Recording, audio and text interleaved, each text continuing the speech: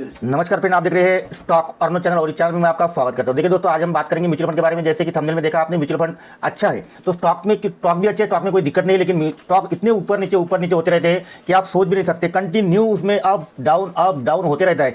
तो देखिए, हमें मार्केट से ज़्यादा उम्मीद भी नहीं करना चाहिए। मार्केट में अगर आप देखोगे तो अच्छा खासा पैसा बनता है, लेकिन वहाँ पे रिस्क भी बड़ा होता है, क्योंकि कब एग्जिट करना है, कब निकलना है, ये कुछ भी हमें पता नहीं होता। हमारे पास जो होल्डिंग होती है वो ऊपर तो जाती है, लेकिन ऊपर आने के बाद नीचे भी आती है, तो हमें समझ भी नहीं आता कि कब उसमें प्रॉफिट बुक करना चाहिए। कभी भी समझ में नहीं आता टॉप पर कभी प्रॉफिट बुक करें, टॉप पर नहीं, उसके थोड़े नीचे आने के बाद तो प्रॉफिट बुकिंग करना चाहिए, लेकिन ये हमें हमारे समझ में नहीं आता। बहुत सारे इन्वेस्टर के समझ में नहीं आता। एग्जांपल अगर मैं आपको बताऊं, डिक्सन कंपनी का शेयर 18,000 चला गया था। आज अगर हम देखेंगे दोस्तों, तो आज उसका प्राइस है दोस्तों मात्र 10,000 रुपये। और अगर मैं बात करूँ कल परसों की बात करेंगे तो ये शेयर आपको और भी नीचे मिलेगा। और भी डिक्सन की बात कर रहा हूँ मैं, सिर्फ डिक्सन आज 10,000 का है, कल परसों ये 5,000 का भी हो जाएगा, कोई प्रॉब्लम नहीं। लेकिन कौन 18,000 पर कौन निकला है, 15,000 पर किसने एग्जिट किया है? किसी ने एग्जिट नहीं किया। सभी को लगता है कि कंपनी अच्छी है, कंपनी तो अच्छी है, लेकिन कंपनी का वैल्यूएशन भी देखना चाहिए। शेयर का वैल्यूएशन वो सही नहीं है, तो शेयर का वैल्यूएशन उसमें बहुत कुछ झंझट होती है, क्या देखो क्या नहीं देखो, तो टाइम पे प्रॉफिट बुकिंग नहीं होती है। तो क्यों नहीं हम हमारा पैसा एक पढ़े लिखे आदमी को, अच्छा वाला जो फंड मैनेजर को दिया जाए। यानी कि मैं बात कर रहा हूँ म्यूचुअल फंड की। अब म्यूचुअल फंड में आप ये मत समझिए कि म्यूचुअल फंड में रिटर्न नहीं मिलता है। म्यूचुअल फंड में भी जबरदस्त रिटर्न मिलता है। 20% सालाना रिटर्न म्यूचुअल फंड में मिलता है दोस्तों, कुछ कम नहीं मिलता, 20% कुछ कम नहीं होता। लेकिन मैं हमेशा कहता हूँ कि उम्मीद हमें कम रखनी चाहिए। मैं सिर्फ आपको बता रहा हूँ कि 12.62 रिटर्न, इतना जो रिटर्न है ये आज तक कभी, यानी कि लार्ज कैप की बात करेंगे, लार्ज कैप जो कंपनी होती है, लार्ज कैप कंपनी जो होती है, वहाँ पर अगर हम देखेंगे तो आज तक जब से सेंसेक्स चालू हुआ है तब से अगर हम देखेंगे तो उसका एवरेज अगर हम देखेंगे दोस्तों, तो इसका एवरेज आया है लगभग 12.52, यानी कि 12.62%।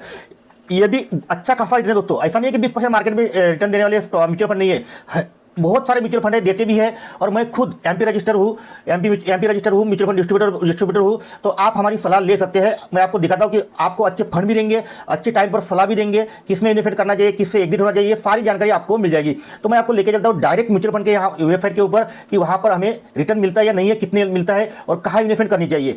देखिए दोस्तों, पैसा हर किसी के पास होता है, लेकिन अगर इन्वेस्टमेंट अगर सही जगह पर नहीं हुई तो हमारा पैसा सिर्फ मार्केट में लगा रहता है, लेकिन इन्वेस्टमेंट रिटर्न हमें 0% ही मिलते हैं। मुझे बताओ, आपके आसपास कोई ऐसा है बंदा कि जिसने 40%, 50%, 6,000 का रिटर्न निकाला है?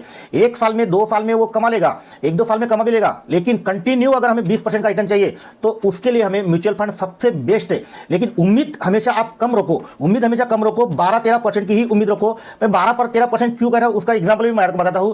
देखिए दोस्तों, एक तो होती है बैंक एफडी में जितना रिटर्न मिलता है, उतना रिटर्न लगभग 6%, 7% इतना मिलता होगा एफडी के ऊपर। और जो महंगाई है, महंगाई अपनी 7%, 7%, 8% या 7% पकड़ लीजिए, 7 और 6 ये दोनों मिला के हो जाते हैं दोस्तों लगभग 13%। तो हमें कभी भी उम्मीद इसके हिसाब से करनी चाहिए। बैंक की एफडी का रेट, यानी कि जो हमारा रेपो रेट चेंज होते रहता है, उसके ऊपर ऊपर नीचे हो सकता है। अगर हमारा इंटरेस्ट रेट कम ज़्यादा होते रहता है तो आपका स्टॉक मार्केट का भी रिटर्न दोस्तों ऐसा ही मिलेगा। यूएस में अगर आप देखोगे तो आपको 20% का रिटर्न एक स्टॉक में मिलना बड़ा मुश्किल है, क्योंकि वहां पर इंटरेस्ट रेट बहुत कम है। अभी तो थोड़े बढ़ गए, लेकिन पहले बहुत कम हुआ करते थे। लगभग अगर हम बात करेंगे तो वहां पर 0.5 हुआ करते थे परसेंटेज, यानी कि 100 रुपये को सिर्फ 50 रुपये, और वो भी एक साल के लिए। तो 0.5% हुआ करते थे। हमारे यहाँ आज भी ठीक ठाक है। इसके ऊपर ही दोस्तों इक्विटी का निर्भर होता है रिटर्न देना। तो वहां पर भी आपको अच्छे स्टॉक निकलना चाहिए। तो ये जिम्मेदारी हम छोड़ देते हैं फंड मैनेजर के ऊपर। तो ऐसा नहीं है कि फंड मैनेजर के ऊपर जिम्मेदारी छोड़ दी और हम भूल गए, ऐसा भी नहीं करना चाहिए। हमें ध्यान रखना ही है। तो ध्यान रखने के लिए आपके लिए हम यहाँ पर बैठे हैं। यहाँ पर अगर हम देखेंगे, ये है दोस्तों स्मॉल कैप फंड, बंधन स्मॉल कैप फंड। यहाँ पर अगर आप देख सकते हो तो यहाँ पर इसका साइज है दोस्तों लगभग 19,000 करोड़ का इसका साइज है। और इसने रिटर्न दिया है दोस्तों लगभग 20.50%, यानी कि राउंड फिगर बात करेंगे तो 20% का इसने हमें सालाना रिटर्न निकाल कर दिया है। यानी कि ये रिटर्न कोई कम नहीं है। वहीं पर अगर हम देखेंगे बाकी की कंपनियां भी देखेंगे तो यहाँ पर आप देख सकते हो बाकी की कंपनियां, उसका भी रिटर्न कोई कम नहीं है। यहाँ पर ये 20% का था। ये वाला है Invesco India mall cap fund, यहाँ पर 17.5%, यहाँ पर 16%, यहाँ पर भी 16%। यानी कि म्यूचुअल फंड भी आपको अच्छा रिटर्न देते हैं और इसमें उतार चढ़ाव भी बहुत कम होते हैं। ऐसा नहीं कि एकदम बहुत ऊपर चला गया और बहुत नीचे आ गया। ये स्मॉल कैप में थोड़ा बहुत होता है, लेकिन रिस्क है तो पैसा भी अच्छा खासा बनता है। लेकिन हम अगर वही स्मॉल कैप में पैसा लगाएंगे तो हमारा पैसा इतना नहीं बनेगा। कितना भी ढूंढ लीजिए आप और कितना भी कमा लीजिए, लेकिन म्यूचुअल फंड से ज्यादा नहीं कमा पाओगे स्मॉल कैप में। लार्ज कैप में क्या रहता है, लार्ज कैप में तो पैसा बनता है, लेकिन कितना बनता है वो आपको पता है कि 12-13% इतना ही पैसा बनता है लार्ज कैप में। अगर वही पैसा म्यूचुअल फंड में लगाएंगे और सही म्यूचुअल फंड में लगाएंगे, जो स्कीम होती है म्यूचुअल फंड की, वहां पर अगर सही म्यूचुअल फंड की स्कीम अगर हमने चुनी तो वहां पर अच्छा खासा पैसा बनता है। और वो जो म्यूचुअल फंड की स्कीम होती है, हम आपको आपकी एज के हिसाब से, देखिए सब कुछ देखने वाले दोस्तों, इतना आसानी से पैसा नहीं बनता है। ऐसा नहीं है कि कोई 60 साल का अगर कोई बंदा है और उसको हम अग्रेसिव इसमें जाने देंगे, स्मॉल स्मॉल कैप में बिल्कुल भी नहीं, इन्होंने स्मॉल कैप में बिल्कुल भी नहीं जाना चाहिए, ये लार्ज कैप के लिए है। और यहाँ पर बैलेंस फंड होते हैं, फ्लेक्सी कैप फंड होते हैं और डायनेमिक फंड होते हैं, यहाँ पर भी ये पैसा लगा सकते हैं। और वही बंदा अगर कोई बंदा अगर 30 साल का है, 30 साल का अगर है तो इसको एकदम अग्रेसिव फंड में जाना चाहिए और अच्छा खासा पैसा बनता है। मैं उम्मीद आपको यही करने के लिए बता रहा हूँ कि 13% की ही आप उम्मीद करिए, ज़्यादा से ज़्यादा 13% की ही उम्मीद करिए, क्योंकि अगर हम उम्मीद कम करेंगे अच्छा रिटर्न मिलेगा, 20% मिला तो हमें खुशी होती है, लेकिन पहले से ही अगर हम 20% की उम्मीद कर रहे हैं और वो 19% भी मिला तब हमें निराशा आती है। तो ऐसा कभी भी मत करिए। मैंने आपको बताया कि 13% ये कहाँ से आता है, इंटरेस्ट रेट और हमारी महंगाई यहाँ पर इंटरेस्ट रेट और महंगाई यहाँ पर तय होता है हमारा रिटर्न। अगर इंटरेस्ट रेट बढ़ते हैं तो ये रिटर्न भी हमें इक्विटी से भी बढ़ेगा और म्यूचुअल फंड से भी बढ़ेगा, ये बात आप ध्यान में रखिए। तो ये अच्छे फंड हम आपके लिए चुनकर देंगे। और ये तो होगी दोस्तों मॉल कैप की बात। यहाँ पर हम देख सकते हो मॉल कैप, कितने सारे मॉल कैप है, लेकिन यहाँ पर देख सकते हो यूटीआई का एक स्मॉल कैप फंड है, इसने कितना रिटर्न दिया, यहाँ पर देख सकते हो 12.58%, यानी कि यहाँ पर 5 साल का सीएजी का रिटर्न है। तो ऐसे इसमें आप जाओगे, स्मॉल कैप में जा रहे हो लेकिन ऐसे फंड में जा रहे हो जहाँ पर लार्ज कैप में जैसा रिटर्न मिल रहा है, तो इसमें कुछ फायदा नहीं होगा आपको, ना मुझे ना किसी को भी फायदा नहीं होगा। फंड अच्छा चुनो, स्कीम अच्छी चुनो तो पैसा आपका भी बनेगा, सबका बनेगा। लेकिन बहुत सारे इन्वेस्टर ऐसे होते हैं कि उनको लगता है हमें सारी जानकारी है, हमें खुद क्यों नहीं इन्वेस्ट कर दे।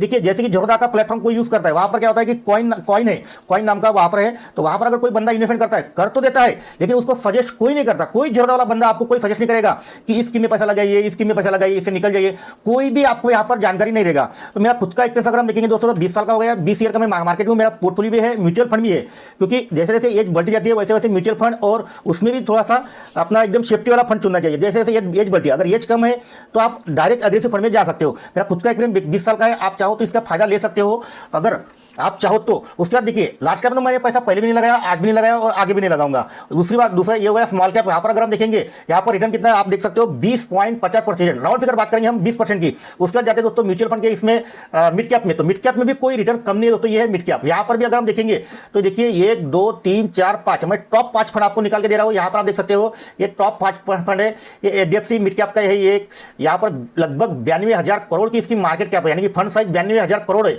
सबसे बड़ा फंड है ये मिड कैप में।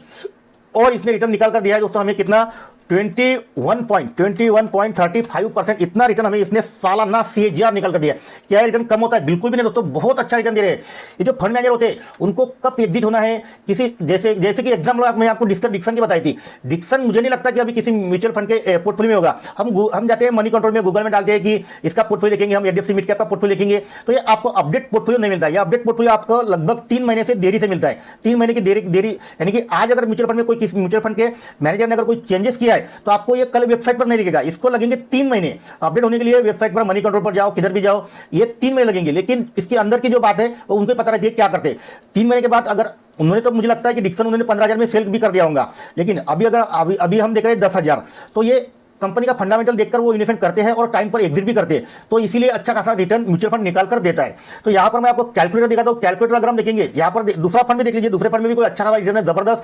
ये भी लगभग 20.41%, 19.87%, 19.83%, 19.39%, यानी कि जबरदस्त रिटर्न हमें यहाँ पर मिल रहा है। राउंड फिगर 13% के ऊपर तो आपको रिटर्न मिलना तय है। 13% के ऊपर ये जो दो कैटेगरी मिड कैप और स्मॉल कैप, यहाँ पर 13% के ऊपर मिलेगा। लेकिन अगर आप किसी भी मिड कैप और किसी भी इसमें स्मॉल कैप में लगाओगे अच्छा खासा रिटर्न नहीं मिलेगा। यही दूसरा वाला लास्ट वाला मैं देख रहा हूँ यूनियन मिड कैप फंड। यहाँ पर देखेंगे इसकी साइज दोस्तों 1,634 करोड़ की। इसने रिटर्न कितना दिया है 15.5%, यानी कि लगभग लार्ज कैप से 2% ज़्यादा से ज़्यादा। लेकिन यहाँ पर लार्ज कैप से ज़्यादा हमें 2% में और 3% में बहुत डिफरेंस आ जाता है। ये बात ध्यान में रखिए।